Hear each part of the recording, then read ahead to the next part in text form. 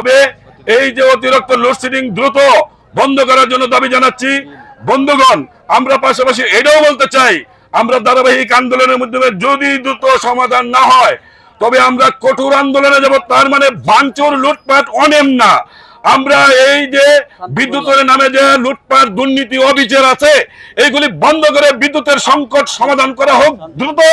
এবং আমরা একটা শান্তিপূর্ণভাবে আমরা অবরোধ করব লাস্ট পর্যন্ত। আমাদের ডিসিশন হলো যদি দ্রুত সমাধান না হয় আমরা আপনাদেরকে সাথে নিয়ে এই বিদ্যুৎ সংকট নিরসন করার জন্য আমরা অবরোধ করব, এটাই আমাদের দাবি। তবে অবরোধেও কোনো ভাঙচুর থাকবে না। আমরা শান্তিপূর্ণভাবে অটো চালক থেকে ধরে বাস পরিবহন সবার সাথে আমাদের আলোচনা আছে এবং আইন শৃঙ্খলা মানুষ যারা আছেন তাদেরও আমরা সহায়তা চাই যে আমাদের এই শান্তিপূর্ণ অবরোধ যাতে শান্তিপূর্ণভাবে আমরা পালন করতে পারি। আগামী দিন আমরা আইন শৃঙ্খলাকে অবগত করব, আমরা এই অবরোধ করব।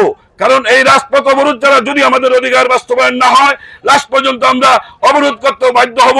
তবে কোনো ভাঙচুর যাই করব আমরা তারই বিরোধিতা করব, যাতে শান্তি শৃঙ্খলাভাবে আমাদের গোবিন্দপুরবাসীর যাতে কোনো বদনাম না হয় নেতৃত্বের মধ্যে, যাতে কেউ না বলতে পারে কোনো দোকানপাট বা কোনো গাড়ি, কোনো যানবাহনের উপরে যাতে আক্রমণ না